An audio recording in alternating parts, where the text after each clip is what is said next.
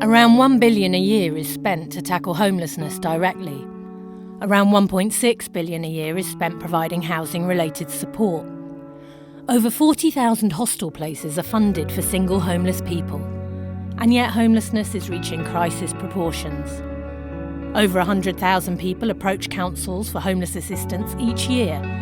Rough sleeping has risen by over 60% in the last 2 years. Where will homelessness end?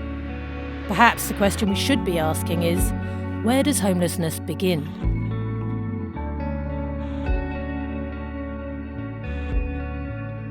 I'm Heather, and I've worked for over 20 years with children and young people who've been marginalised from mainstream education for a variety of reasons. Some of the traumas we see are relationship breakdown, poverty and domestic violence.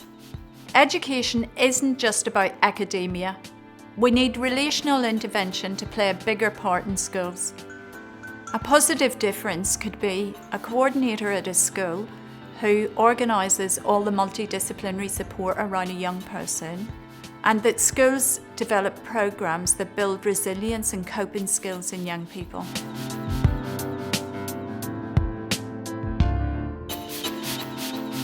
Hi, I'm Dan. I've been living in a hostel now for 1 year and 5 months. I had a lot of traumatic events happening in my life which kind of knocked my confidence and knocked my self-esteem.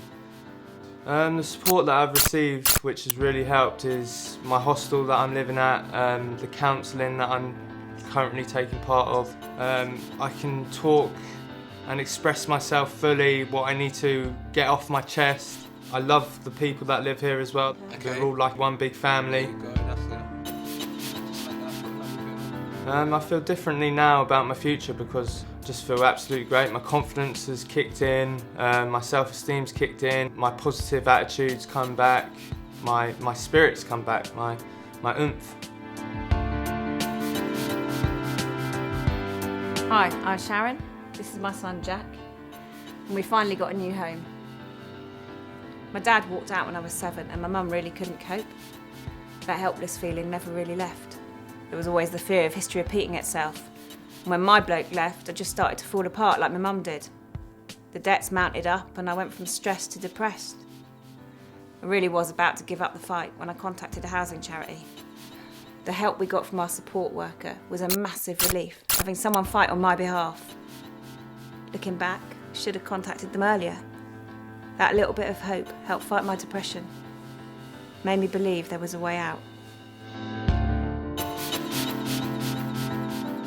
Homelessness is not just a problem of housing. Somewhere between 25 and 85% of people who find themselves homeless in the street have experienced serious trauma in childhood. Homeless young people have lost trust in the people around them. They lost trust because of the traumatic experiences that they've had. Helping young people rebuild trust can only be done through showing interest, caring and empathy in their goals, in their ambitions. The mental health needs of homeless people in the street is not being met. To tackle this problem, we need a multi-agency approach with health, social care and the police and other agencies working together with the individual at the centre of their concerns.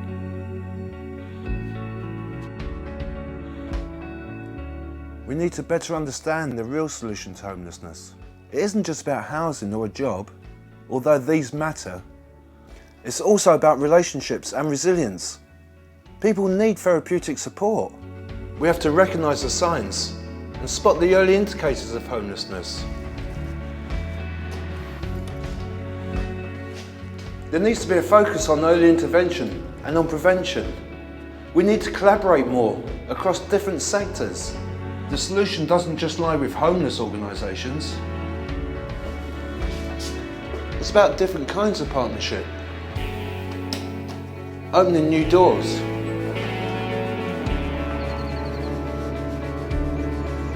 Homelessness. Change the way we see it. Change the way we solve it. Homelessness is a much bigger issue. We have to start rethinking homelessness.